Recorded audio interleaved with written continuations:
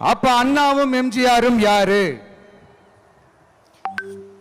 பெரியார் அவர்கள் கிட்ட இருந்து எங்களுக்கு தேவையான கொள்கைகளை எடுத்துக்கிட்டோம்.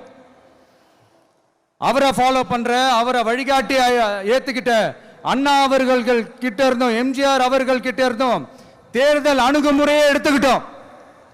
அண்ணாவும் எம்ஜிஆரும் தமிழ்நாட்டோட சொத்து.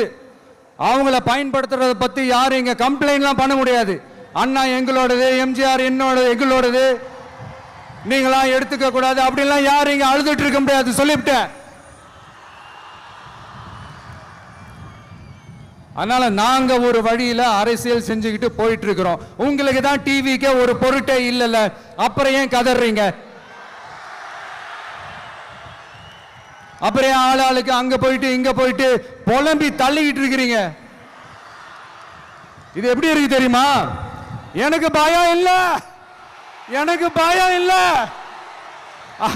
அப்படின்னு சத்தமா சவுண்ட் விட்டுக்கிட்டே சத்தமா பாட்டு பாடிக்கிட்டே இந்த நடுங்கிக்கிட்டே சின்ன பசங்க நடந்து போவாங்க, அந்த மாதிரி இருக்கு.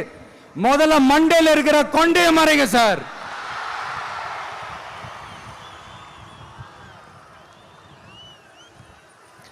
சும்மா மாறு வேஷத்துல மறு வச்சுக்கிட்டு மீடியா ஆளு, ரேடியோ ஆளுன்னு இவங்க ஆளுங்களே மாத்தி மாத்தி அனுப்பிக்கிட்டு இதெல்லாம் என்ன மக்களுக்கு தெரியாதுன்னு நினைச்சிட்டு இருக்கீங்களா?